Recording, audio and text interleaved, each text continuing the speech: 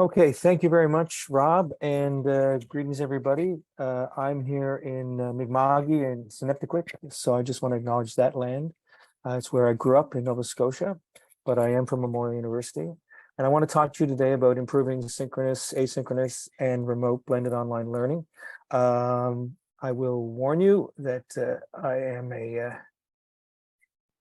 would say, an obsessive action researcher, and that can be sometimes a problem.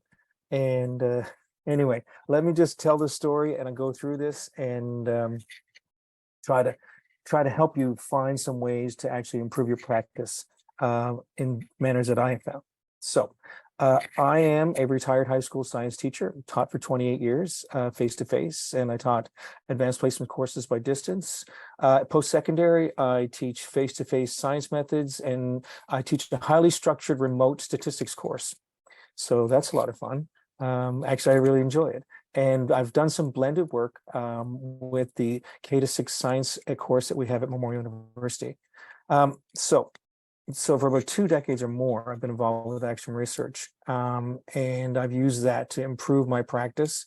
And I'm using a lot of qualitative and quantitative data sources for that. So I want to talk about those today, and how you get the data you need to support your praxis and develop reusable resources.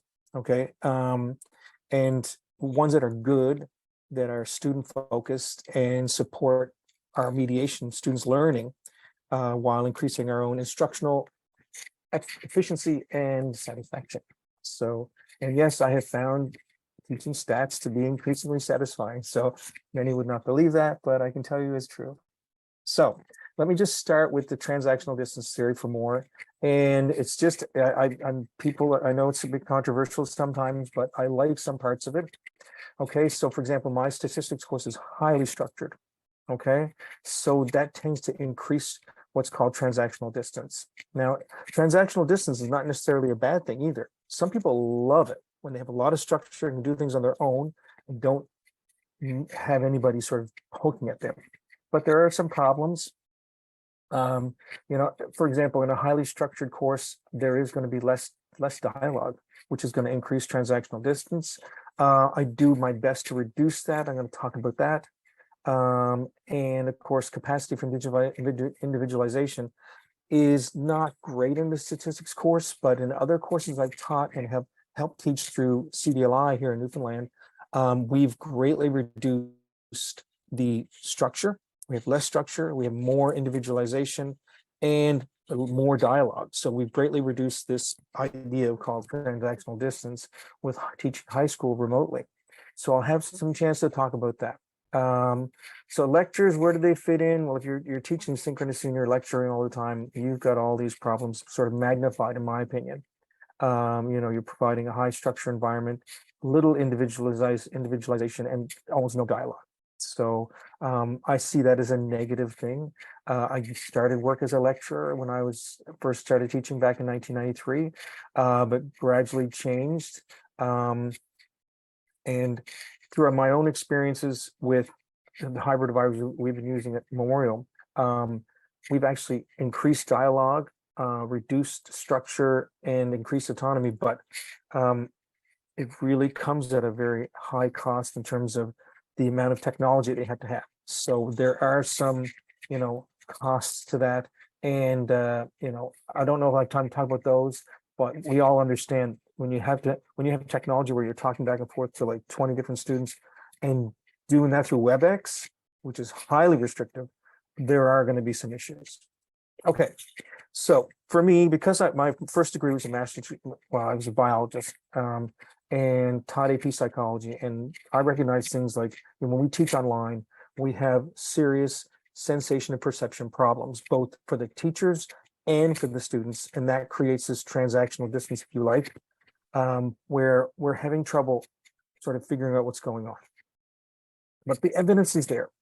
So during my action research in high school, I demonstrated that you can do group work and structure, and it can, even in groups, can produce more individualization while creating a tremendous amount of dialogue.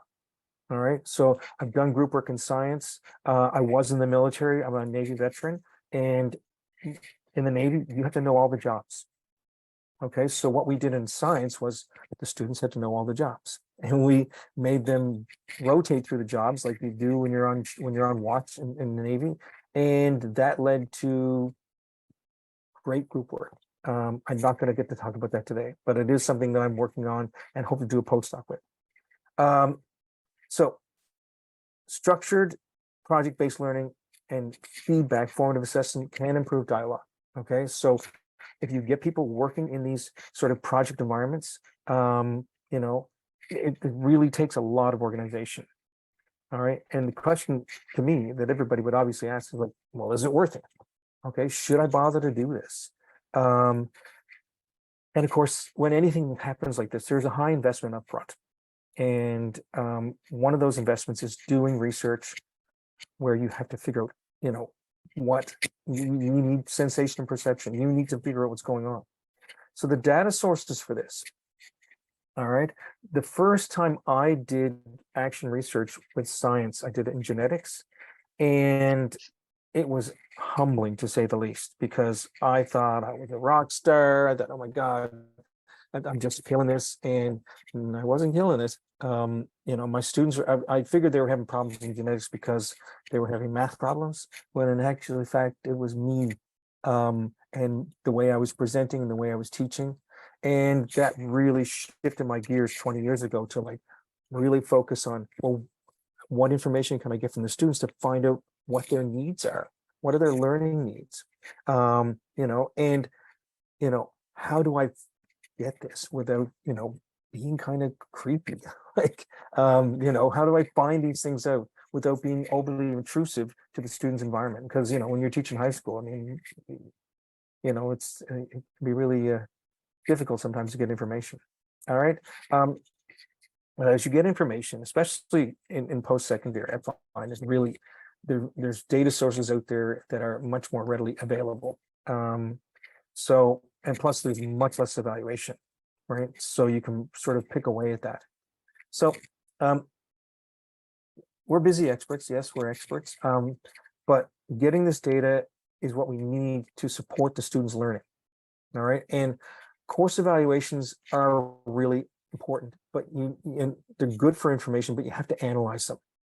All right. So one of the best things that I found doing with students is actually, you know, getting them to use bright space test banks that I produce and conduct an analysis, especially early when I started teaching statistics. It was a lot. It was a lot for me to take on. And I found using the test banks and analyzing them, looking for students' poor performance in certain areas, allowed me to focus on, you know, what they actually needed. Where were they going wrong with things? Okay. And this practice applies to all contexts. So it's really something I suggest you do with all contexts. Analysis of your marketing. We used to do it in Newfoundland. Newfoundland, as Rob knows, had public provincial exams. They were high pressure, high stakes exams.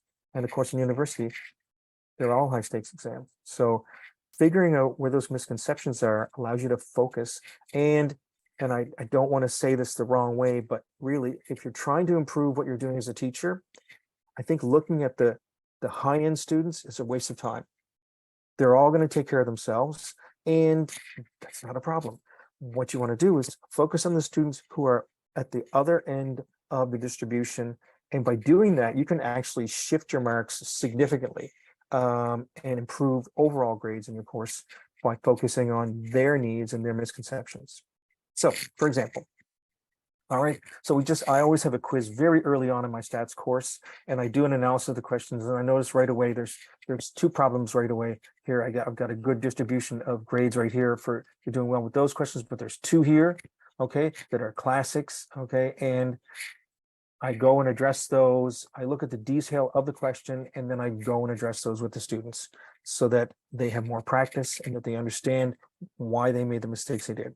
All right, it's a pretty simple thing. It applies to any different course, so I don't need to go into the details of the statistics of that, but this is something you can do in Brightspace, and it's really, really useful. I found that there was something you can't do in Brightspace, and that is analyze students looking at announcements, but I'm going to talk about that a little bit later. I found another trick just talking to somebody online last night. So emails are a good source of data because people are just coming right from the heart. I've got this problem.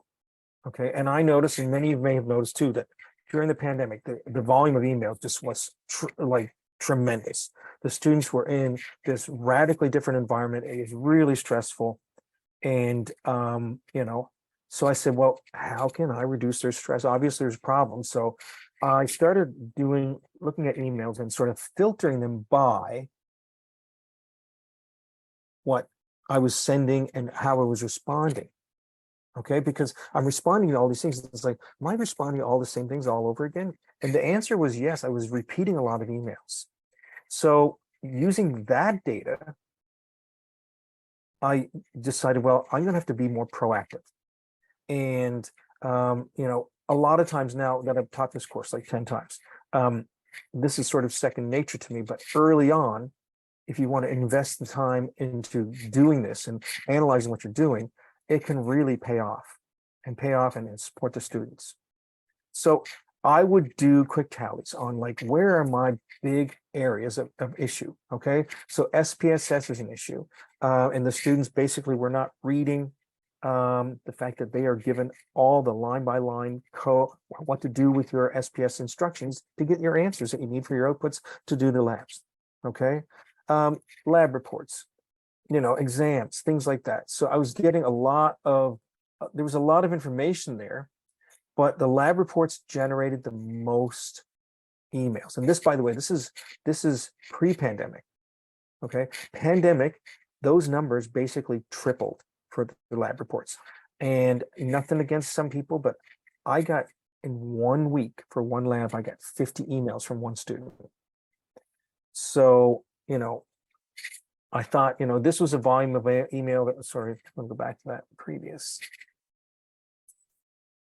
I thought I was sort of comfortable with this volume of email pre-pandemic, but once the pandemic hit, I realized I really had to get my act together and start looking at different resources. And one of the things I started to use was start using screencasts to, address some issues.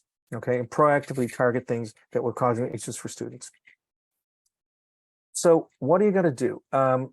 So I was looking through my response, we're looking through my emails, and what I started to do was develop response banks. Okay, so I would get, the data told me this were the questions they were asking, and so I built these response banks to help. And in fact, a lot of times I would develop emails. Like some of the responses are, and they're not saucy, but like, when students early in the course, they tend not to read sometimes and they want to move along without going through the course. And it is still high structured, but you have to read. So I would send an email, copy paste the part of the course and send it to them. And of course, to avoid that problem, I have since developed, I've developed a screencast where I basically go through the whole course. Okay, and I show them what parts they have to read and things like that. So it's really, I find it very inclusive, and it does help. The great questions you get though, like when you get really great assignment questions, like specific to misconceptions, and they show up repeatedly, you can build a resource that, you can craft a good answer, and that's banked in a document, and I reuse it over time. There's a couple I've got. I don't know if I'm going to have time to get out to look at my course, but there are some. I do have a video in the email in this show that I probably present to people. Oh. There we go. And there's the video right there. Now I don't necessarily want to go through this, but I bank all my announcements. I also have videos that I have a bank of about 20 videos. And for my labs, again, where labs have common misconceptions, I have banked some really good answers to students to really support their learning. So I think I'm going to skip this video for the sake of time. And I think, yep, I better hurry along. Okay. Okay, so marking by pseudo replication strategy. Okay, I know pseudo replication is a bad thing, but it is a good life hack. So, a lot of times, there's a dialectic. There's either you did it great or, you need to like fix this up. All right. And so, names are important, especially in a remote course, and I use names all the time. Okay.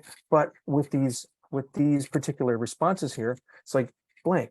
That's how to do it. Writing with SPS outputs in your text. Good use of figure and table reference to guide the reader. Okay. Um, the other one is more. Better writing includes more SPS outputs in text. Use figure and table references. It should be of figure or table references is important to guide the reader. Okay. And actually that little typo reminds me that like they really appreciate any kind of thing. And usually they'll tell you when you get something wrong, so you go back and fix it for you back. Screencasts are great. I've used Screencastify, and now because I'm a Mac person, I use the Mac version of that. Okay. And QuickTime is useful. But sometimes the institution will block these things. So I know at Manya I use Screencast-O-Matic. One of the things I'm looking at doing, and I've done before, is get a YouTube channel. But I honestly have been slack about it because I have not had any people that have needed that. Okay, so I get a list of all the accommodations, and I think when I do get that list of accommodations that says you have someone who is hearing impaired and you need to have that text that goes with the writing, I'll put everything in YouTube and make it a private channel, and then they generate all that for the students automatically. I think it takes a couple days. So screencasts are great. I use them to answer even specific questions that students, if they ask me a strange one, I'll just use this quick screencast to answer the question. All right. Even if recording's poor, students love it. Okay. We're all experts with nuanced knowledge for sure. And even an unscripted, roughly storyboarded video is better, helps break down barriers. And at the most, it may involve 3 takes. And if you do that, you can save it for later. All right. And there's no shame in using repeatedly using a video that addresses a misconception. All right. One thing I do watch, and I've been in a lot of different classrooms, and a lot of times you get repeated questions about assignments year after year after year, same questions. I mean, make a video, explain it once. Okay. The video and the text together really helps the students get it. And, it saves you repeating the questions again. And people get frustrated on both sides, and it reduces frustration too. Okay, here's me. I won't play the screencast, but here's me explaining, addressing students' alternative ideas, right? Which is what we're talking about here, why I do these videos, because sometimes they have alternative ideas that I have to address. Okay. They are really useful, and you always have questions about assignments. People are anxious about them. They want to get the best marks they possibly can.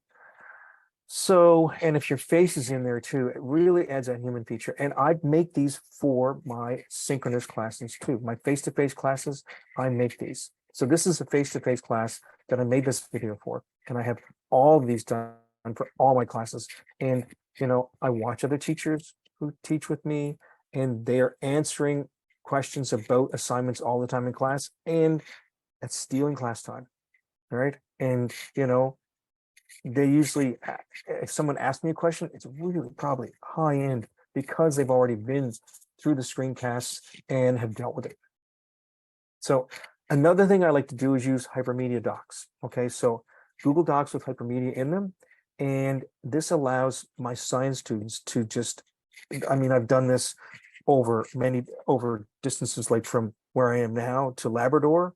And what we do is we make these hypermedia Google Docs, and they're high end to make. Like, you're going to invest a little bit of time in them, but we've found that the students progress on their own. And I use this for my face-to-face science education class, and they use these synchronously with me faster than I could explain it myself. Get them all the equipment, where they sit down, and whether you're 1,000 kilometers away from me in Labrador or face-to-face with me in the science lab, this works. Now, I do have a Google Doc for the presentation. I'll stick it in the chat when we finish. But I've made an entire Google Doc presentation for the for this, and it includes a video. So where should you begin? Well, it doesn't matter what you're using. Okay, either blended, face-to-face, online.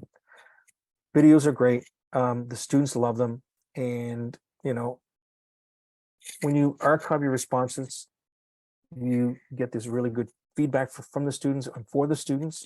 All right.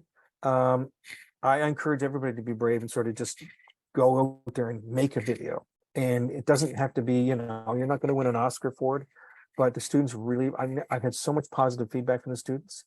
And, I didn't talk about the stats of this, but like working like this, there's a P 0.01 significant difference in the amount of email that I get. All right. The students are getting the information they want. And it's made a significant difference in the amount of email that I've had to type out. And, that takes a lot of time, but, you're making the student's life more efficient. They're going to make your life more efficient. So, and that by nature, these things are inclusive because they have multiple sources of information. Like, students are sensing these things, hearing, seeing. Okay. And that is, if you want to say transactional distance, it's going to reduce transactional distance. So that's it. There's so much more to talk about, but I'm going to stop and allow somebody else to speak. Special thanks to my supervisor, Karen Gunna, who introduced me to Action Research. Thanks to Rob for his efforts on our behalf, all of us. And thanks to all my students and colleagues whose actions and questions move me along on my learning continuum for sure. And a gratuitous, gigantic iceberg photo from Newfoundland.